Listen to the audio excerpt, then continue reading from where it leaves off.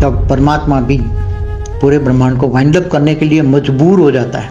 उसको पता लग जाता है कि अब मैं वाइंड अप कर दूं, नहीं तो फिर आउट ऑफ सब कंट्रोल हो जाएगा। इसलिए चाहे महाशिव भी महाकाल बन के अनंत कोटि ब्रह्मांडों को अपने रोम रोम में समा रहता है। क्यों? क्योंकि अल्टीमेट वो क्रिएटर है, और जो भी क्रिएटर है वो क्रिएशन करता है, तो क्रिएशन की इफेक्ट अल्टीमेट क्रिएटर को इफेक्ट करती हैं, चाहे कितना भी बड़ा क्रिएटर हो।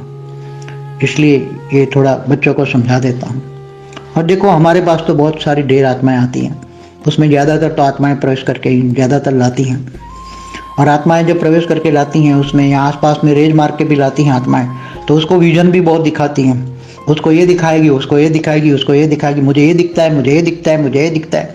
हमारे पास तो इतनी ऐसी ऐसी आत्माएं हैं कि कहेंगे मुझे तो ये दिखता है, हमेशा बापूजी मेरे साथ रहते, मेरे साथ सोते, मेरे साथ चाय में भी बापूजी दिखते, ये दिखते। ऐसे बहुत पहले भी आए, तो बहुत आए, मुझे ये विजन आता है। जिनको विजन आता है उसका मतलब समझ लो कि उसके साथ कोई आत्मा है, आत्मा ही उसको विजन में लाती हैं। बाकी आत्मस्वरूप बनना यही हमारा लक्ष्य है। ये विजन में आना मतलब कभी ना कभी खतरा है। जिनको भी विजन आ रहे हैं वो समझ लो कि ये खतरे से खाली नहीं है। जो विजन कराने वाली आत्मा उससे दूर भाग जाएगी तो वो भी ज्ञान से भाग जाएगा।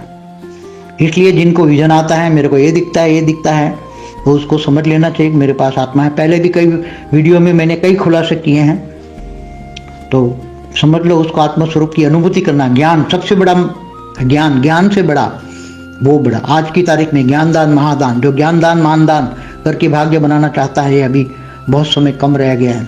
होना तो है, अभी बहुत जल्दी होना है, मगर समय बहुत एक्यूरेट तो नहीं है, मगर अभी भाग्य बनाने का समय फिर नहीं मिलेगा।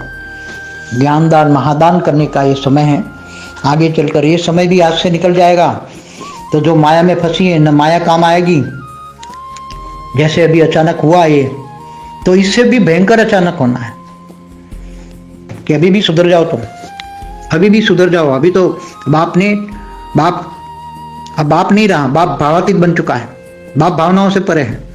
अब टीचर, समय तुम्हारा टीचर है, बाप टीचर नहीं है, बाप टीचर सदगुरु नहीं है।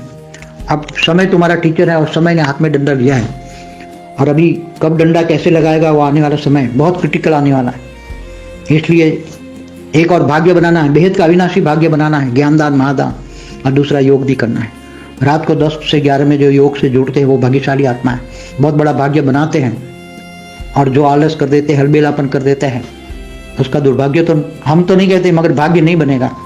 और जब भाग्य नहीं बनेगा, अंतिम समय में जब रिजल्ट आउट होगा, तब देखेगा मैं अलबेलापन रहा, आलस किया,